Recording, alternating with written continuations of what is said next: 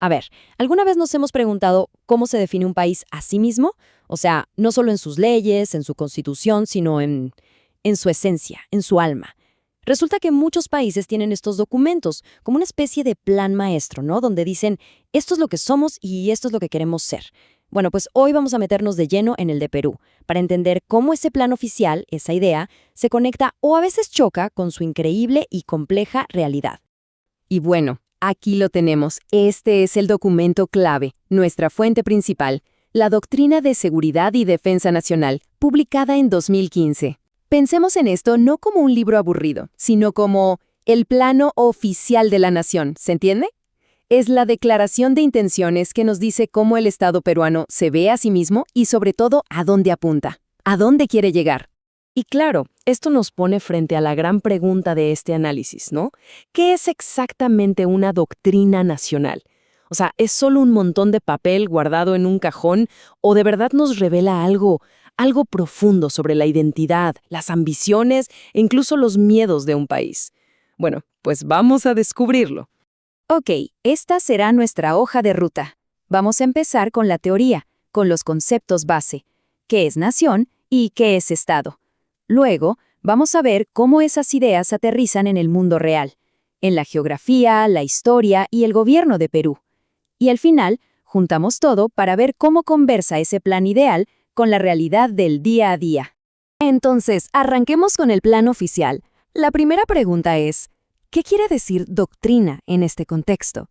Porque, ojo, no estamos hablando de una simple descripción de cómo son las cosas ahora. No, va mucho más allá. Es algo bastante más profundo. Y aquí está el meollo del asunto. El propio documento se define a sí mismo como un deber ser. ¿Qué significa esto? Pues que no es una foto de cómo es Perú hoy.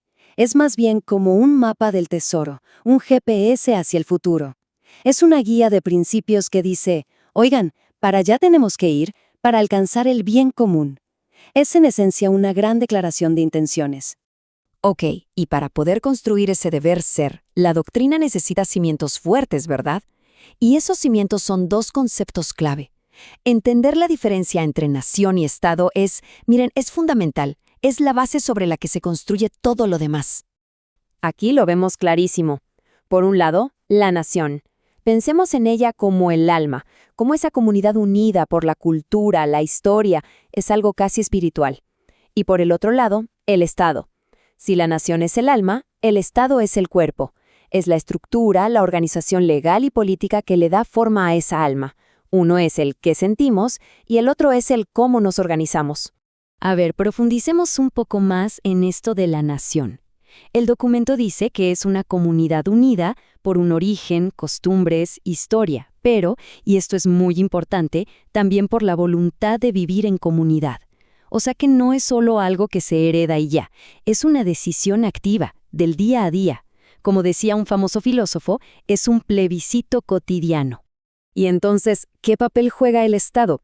Pues se presenta como la gran herramienta de la nación. Su razón de ser no es existir y ya, sino organizar a toda esa gente para lograr un objetivo muy claro, el bien común. Así que el punto clave aquí es este. El Estado es el vehículo que la nación usa para intentar cumplir sus sueños, sus aspiraciones. Bueno, y para que este vehículo, el Estado, pueda funcionar, la doctrina nos dice que necesita tres partes, tres elementos esenciales: el pueblo, el territorio y el poder. Son como los ingredientes básicos de la receta. Y ahora sí, vamos a dejar un poco la teoría para ver cómo estos tres ingredientes se ven y se sienten en la realidad peruana. Vamos a empezar por la tierra, por lo que podemos tocar y ver, el territorio. En el papel suena súper simple, ¿no? El territorio del país. Pero cuando hablamos de Perú, la realidad geográfica es de una complejidad que, de verdad, es asombrosa. Y miren esto, la realidad es tan rica que no hay una sola manera de entender el territorio peruano. Por ejemplo, Pulgar Vidal lo divide en 8 regiones según la altitud y el clima. Pero luego viene Antonio Brackers y dice, no, hay 11 ecorregiones diferentes. Lo que esto nos enseña es que en Perú la palabra territorio es sinónimo de una diversidad brutal, de una complejidad geográfica increíble. Pero en medio de toda esa diversidad, hay un número que lo ordena todo, el 3. ¿Por qué 3? Porque son los 3 grandes ramales en que se divide la cordillera de los Andes, que es como la espina dorsal del país. Y esta división en 3 no es solo un dato geográfico para un examen, no, es la fuerza que ha moldeado todo, desde el clima de un pequeño valle hasta la forma en que la gente ha comerciado y vivido durante siglos. Muy bien, ya hablamos de la tierra. Ahora hablemos de la gente que la habita, el pueblo.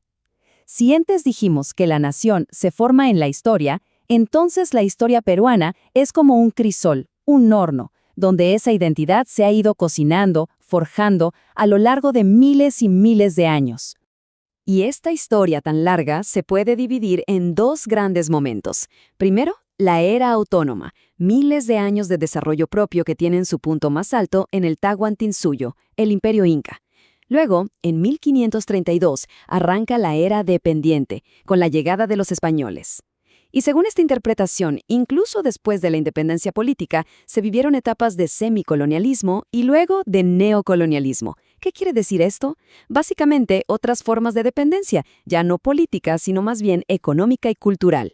Y es todo ese viaje, con sus luces y sus sombras, lo que va moldeando el alma de la nación. Perfecto. Ya vimos territorio y pueblo. Nos falta el tercer elemento, el poder. La pregunta es, ¿cómo se organiza la autoridad en el Perú de hoy para, supuestamente, administrar ese territorio y servir a ese pueblo? Pues la estructura es la que conocemos de una república moderna, que busca un equilibrio de poderes. Está el poder ejecutivo, o sea, la presidencia y sus ministros, que son los que dirigen el barco.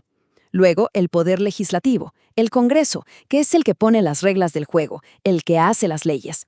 Y finalmente, el poder judicial, los jueces, que se encargan de que nadie haga trampa y que las reglas se cumplan para todos. En teoría, esta es la máquina diseñada para que el Estado logre ese famoso bien común para la nación. Y con esto, de alguna manera, cerramos el círculo.